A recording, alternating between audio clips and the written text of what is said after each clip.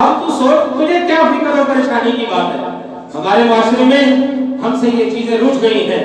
اللہ کے پاک حبیب صلی اللہ علیہ وآلہ وصحبہ مبارک وسلم کا ایک فرمان نشان جس کو امام بخاری نے روایت کیا ہے، یہ بھی امام بخاری صحیح بخاری میں اس روایت کو ذکر کرتے ہیں۔ راوی ہیں حضرت سیدنا عبداللہ ابن عمر رضی اللہ تعالیٰ عنہ، فرماتے ہیں قال رسول اللہ صلی اللہ علیہ وسلم الکبائر، بڑے بڑے گناہ کون سے ہیں، کبیرہ گناہ کون سے ہیں؟ اب اس کی تفصیل بیان کی جا رہی ہے۔ کبیرہ گناہوں کی تفصیل میں ہم نے 7 چیزیں ذکر کی۔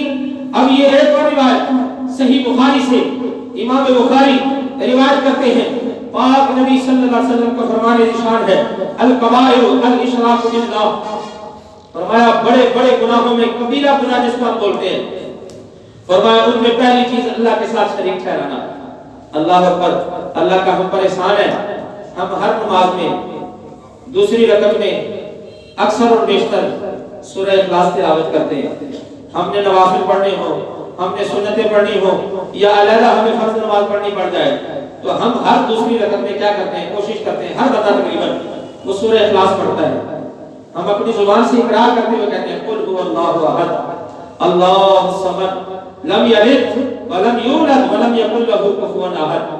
یہ ہمارا زبانی اقرار ہی نہیں ہے، ہمارا دل بھی یہی گواہی دیتا ہے ہمارا رب وحدہ لا شریک رب ہے، وہ اکیلا بادشاہ ہے، کوئی اس کا ہمسر نہیں، کوئی اس کا برابر نہیں، کوئی اس کا ثانی نہیں، کوئی اس کی اولاد نہیں، وہ کسی کی اولاد نہیں، اور ساری کائنات والے مل کر بھی کوئی اس کی ہمسری اور برابری نہیں کر سکتا۔ یہ ہمارا ایمان اور عقیدہ ہے، ہم اس کو دہراتے ہیں اسی صورت میں قل هو اللہ احد اللہ الصمد لم یلد ولم یولد ولم یکن له کفوا احد۔ حدیث پاک کے اندر آتا ہے ایک صاحب ہر نماز میں یہی سورت تلاوت کرتے تھے، یہی سورت۔ ان کی عرضی رسول اکرم صلی اللہ علیہ وسلم کے دربار میں کسی نے پیش کی، یا رسول اللہ صلی اللہ علیہ وسلم یہ ہر دوسری رکعت میں سورہ اخلاص ہی تلاوت کرتے، کوئی اور سورت نہیں پڑھتی۔ پیارے پاک نبی صلی اللہ علیہ وسلم نے بلایا، حاضر خدمت ہوئے، ارشاد فرمایا تمہارے بارے میں دوستوں نے بتایا کہ تم ہر دوسری رکعت میں سورہ اخلاص تلاوت کرتے ہو، کیا ایسی بات ہے؟ عرض کی جی یا رسول اللہ صلی اللہ علیہ وآلہ وسلم۔ فرمایا کیوں بھائی، اور قرآن نہیں پڑھنا آتا؟ سرکار آتا ہے پھر سورہ اخلاص میں تلاوت کرتے ہو۔ محبوب اس میں رب کی شان بیان کی گئی ہے، رب کی وحدانیت کا تذکرہ ہے، رب کے اولاد ہونے سے، رب کی کوئی اولاد ہونے سے رب کی پاکی بیان کی گئی ہے۔ میں اس لیے اسے شوق سے، ذوق سے، محبت سے تلاوت کرتا ہوں۔ فرمایا ایسی ہی بات ہے؟ عرض کی یا رسول اللہ جی ہاں۔ فرمایا جا رب سے محبت کرتا ہے تو رب بھی تجھ سے پیار کر رہا ہے۔ اللہ اکبر۔ تو یہ انعامات رسول اکرم صلی اللہ علیہ وسلم نے دیے۔ تو سب سے بڑا گناہ کیا ہے؟ اللہ کے ساتھ شریک ٹھہرانا۔ دیکھو بھائی اس کے ساتھ ساتھ متصل ہمارے پاک نبی صلی اللہ علیہ وسلم نے جو ہمیں تعلیم دی ہے، فرمایا بڑے بڑے کبیرہ گناہوں میں سب سے پہلا ذکر کیا اللہ کا شریک ٹھہرانا۔ فرمایا دوسرا بڑا کبیرہ گناہ کیا ہے؟ اپنے ماں باپ کی نافرمانی کرنا۔ ہم اس کو گناہ کبیرہ سمجھتے ہیں، ہم کہتے ہیں گالے کوئی نہیں، کوئی ابا تیری ایسی تیسی تینوں انہیں پڑھ کے نہ باؤں تینوں کرو کر دینا، خبردار چپ کر کے بیٹھ جا۔ ابا بیچارہ چپ کر دیتے، خیر ہے چپ نہ کرے تھے، پھر اولاد انہیں نہیں ہے کہ انہیں کیا ہے دے، انہیں کرنا کوئی نہیں۔ اللہ اکبر۔ ہمارے معاشرے میں دیکھو بیٹا کس قدر ترقی یافتہ ہو گیا، وہ ترقی پذیر سے ترقی یافتہ ہو گیا، اپنے پیدا کرنے باپ کو ہاتھ سے پکڑ کر گھر سے باہر نکال رہا ہے، معاشرہ ترقی کر گیا۔ یہ ہماری بدبختی کا عالم دیکھو۔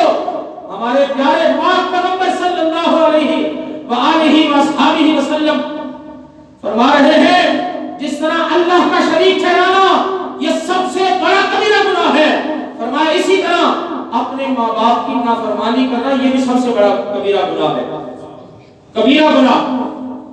اب دیکھو ایک طرف ماں باپ کو آگاہی دی کہ اولاد کو کچھ دو تاکہ بڑھاپے میں تمہیں بھی کچھ دے، اولاد کو کچھ سکھاؤ تاکہ بڑھاپے میں تمہارا سہارا بنے۔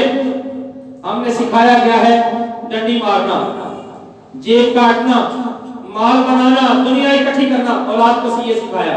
پھر اولاد سے توقع کرتے ہیں اولاد ہم پر مہربان ہو جائے، نہیں بھائی औलाद को भी कहा खबरदार, और इनकी खिदमत करते करते तू थक जाए तो फिर क्या कर, खिदमत करते करते तू थक जाए फिर क्या, रब्बिर हक़हुमा कमा रब्बयानी सगीरा, अल्लाह मैं जिन्ना जो गएगा सब मैं खिदमत करना में, अब तू रहमत फरमा मेरे माँ बाप पे, मेरे माँ पे, मेरे बाप पे, अल्लाह तू रहमत फरमा। इसी तरह हमारे प्यारे आका सल्लल्लाहु अलैहि वसल्लम ने फरमाया झूठी गवाही देना ये भी कबीरा गुनाहों में से है, झूठी गवाही देना। और हदीस पाक के अल्फाज ये हैं, हमारे प्यारे नबी सल्लल्लाहु अलैहि वसल्लम तकिया लगाकर बैठे थे, जब फरमा रहे थे ना कबीरा गुनाह ये है, तो जब बात आई झूठी गवाही की तो प्यारे पाक पैगंबर सल्लल्लाहु अलैहि वसल्लम ने तकिया भी छोड़ दिया।